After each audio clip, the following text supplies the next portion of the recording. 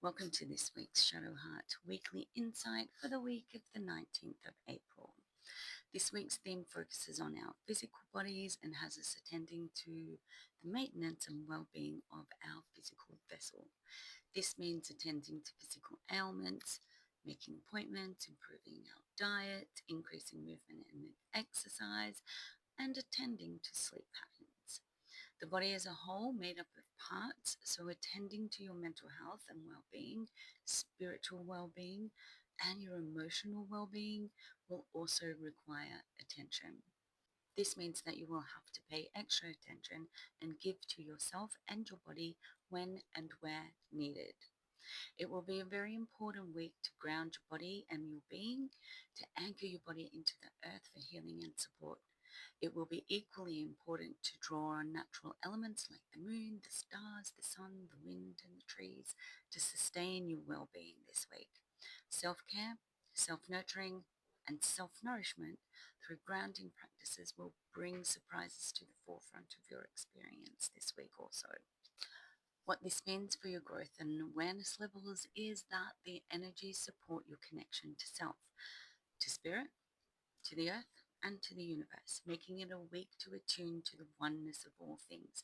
And even though you are a small cog in the vast wilderness of the universe, your increased awareness and personal growth have a positive effect on your body, your being, your people around you, and the planet as a whole.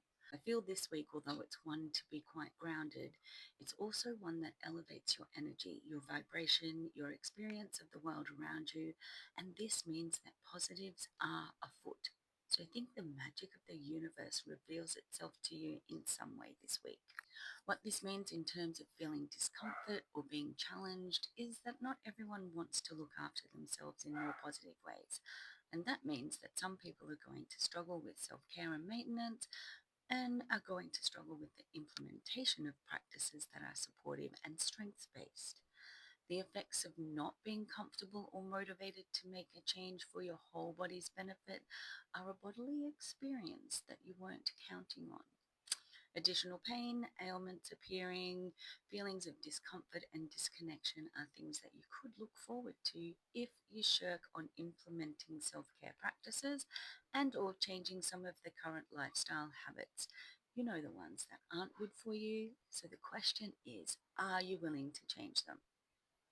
Patterns appearing this week center around procrastination and self-sabotage.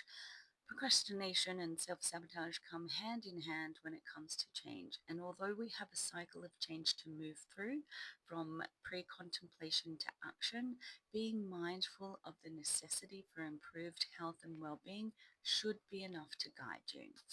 Procrastination and self-sabotage will come in the form of putting off doing what is good for you and doing what you know to be unhealthy for you, just because. So think that kind of last hurrah moment before finally succumbing to change. In addition to procrastination and self-sabotage, you also have the monkey mind to compete with. So your inner dialogue could get a bit tricky and a bit overwhelming as it attempts to fortify the procrastinator and the self-saboteur.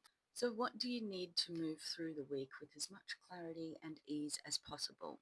Well, first and foremost, you will be needing lots of grounding practices to help keep you centered, anchored, and focused on your physical health and well-being. Secondly, you will need to listen. Listening to your body and being this week is paramount, yet equally so is backing up what you hear with action. This is not a week to sit back and wait for another day, another week to listen and act on improving your wellness. So tools and resources that increase your motivation and willingness are also needed. This may be in the form of self-talk, accountability buddies, or support systems that help you stay on task with your grounding and implementation of practices that improve your holistic health and well-being and your connection to all things. If you want to explore it a little bit more, come on into the Shadowheart Circle where we go a little bit deeper and where we share the tools and the resources that will help guide you through the week with a little more ease and clarity.